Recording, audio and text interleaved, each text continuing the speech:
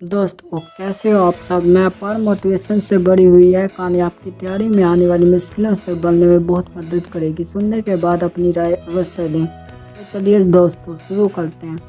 दोस्तों आज क्या नहीं है आपके पास, अच्छे कपड़े, अच्छा खाना, अच्छा घर, पर कभी आपने सोचा है कि आपकी औलत एक और दुनिया है तो बच्चों की, जिनके पास ना तो अच्छा घर है ना ही अच्छा खाना, और कपड़े और ना ही किताबें, पर फिर भी वही बच्चे आईएएस, डॉक्टर, इंजीनियर आदि के सपने सुलझाते हैं और हर मुश्किलों से लड़कर उन्हें पूरा करते हैं।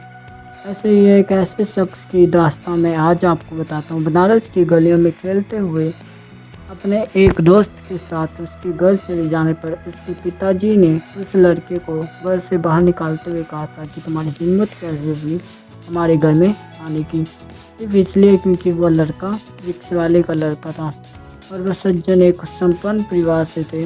वो बात इस लड़के को उस वक्त समझ में नहीं आई क्योंकि इसकी उम्र मात्र 11 से 12 वर्ष ही थी। एक दिन एक सज्जन ने उस लड़के को यह बात पूछ ही डाली। उन्होंने कहा कि बेटा तुम्हारा जो कार्य बैकग्राउंड है उसका कारण, उन्होंने ऐसा कहा। सज्जन ने भी जवाब उसे नादान समझकर ही दिया था, पर लड़के ने तुरंत दूसरा सवाल किया, बैकग्राउंड कैसे बदलते हैं। सज्जन ने कहा बैकग्राउंड या तो आपके पिता की आर्थिक स्थिति में परिवर्तन बदल सकते हैं या फिर तुम कोई उच्च पद हासिल कर लो। तो इस देश की सर्वोच्च सर्विस कौन सी है? बच्चे के सवाल में दर्द और हौसला साफ झलक रहा था। बेटा अगर तुम आईएएस बन जाओ और तो उससे बड़ी सर्विस नहीं है। और दोस्तों यहीं से शुरू हुआ उस लड़के का संघर्ष का सफर। जिस उम्र में हम लोग डॉक्टर, इंजीनियर बनने का सपने मजाक में देखते हैं, उसी उम्र में उस लड़के ने आईएएस बनने का संकल्प ले डाला और यही अपमान उसकी ज़िंदगी का टर्निंग पॉइंट बना। वो रिक्शे वाले का लड़का था गोविंद जायसवाल, जिन्होंने हिंदी माध्यम में सर्वोच्च अंकों प्राप्त किए थे, वो भी प्रथम प्रयास में। गोविंद जी की ज़िंदगी में मुश्किलें कम नहीं आई। उन्हें केवल एक जोड़ी कपड़े मिलते थे, वो भी होली में।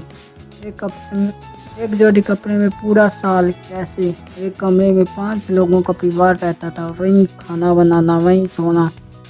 हम सभी कल्पना भी नहीं कर सकते, पर यह बातें तो गोविंद जी को हमेशा उनके लक्ष्य की याद दिलाती थी कि उन्हें बहुत आगे जाना है।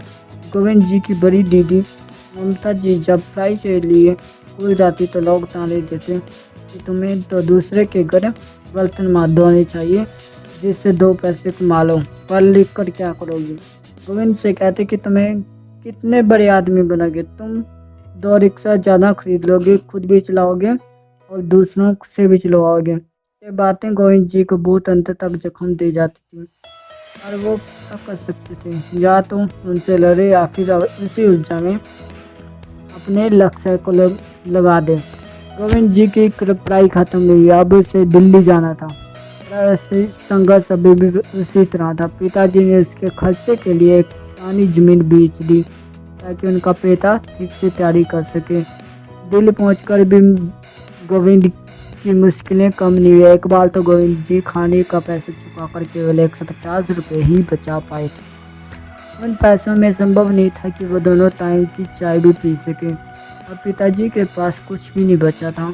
आप खुद सोचिए 50 रुपये आप कितने दिन चला सकते हो, वो भी दिल्ली जैसे शहर में।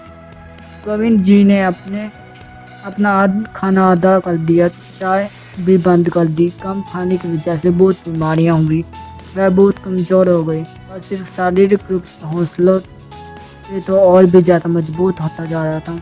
मुख्य परीक्षा उत्तीर्ण करने के बाद अब इंटरव्यू के लिए अच्छी ड्रेस और जूते चाहिए थे। उन्हीं दिनों उनकी दीदी गर्भवती थी, उन्हें चेकअप कराना था और उन पैसों से उन्होंने गोविंद के इंटरव्यू की ड्रेस का इंतज़ाम कर दिया। सबने कहा कि आपको खतरा हो सकता है अगर इलाज नहीं हुआ तो। उन्होंने कहा 14 मई को रिजल्ट आएगा तभी कर लूँगी। उनके इस विश्वास को गोविंद कभी तोड़ना नहीं चाहता था। उसकी दूसरी दीदी गीता दी को, जो परिवार को वालों से लड़कर उन्हें सपोर्ट करती थी, बहुत सारी उम्मीदें थी उन्हें अपनी भाई से। उन उम्मीदों को गोविंद कभी नहीं तोड़ना चाहता था।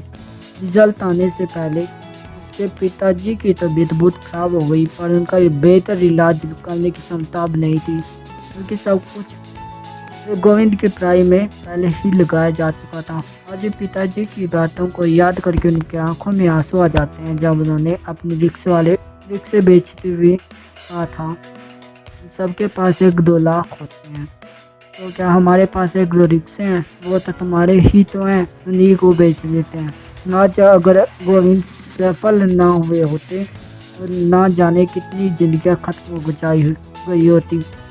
आज उन्हीं गलियों के लोग उनसे बात करना चाहते हैं, उनके ऊपर गर्व करते हैं, जिन्होंने एक दिन गोविंद को उन्हीं गलियों में खेलने से मना कर दिया था। गोविंद अपनी सफलता के बारे में सिर्फ इतना कहते हैं कि अगर आप वास्तविक परिश्रम करो तो आज कोई भी चीज़ संभव नहीं रह गई है। उनका कहना है, अभाव के प्रभाव से इंसान बहुत कुछ बन सकता है। तो ये थी हमारी कहानी। दोस्तों, अगर वीडियो अच्छी लगी तो like, comment, share and subscribe करना मत भूलना।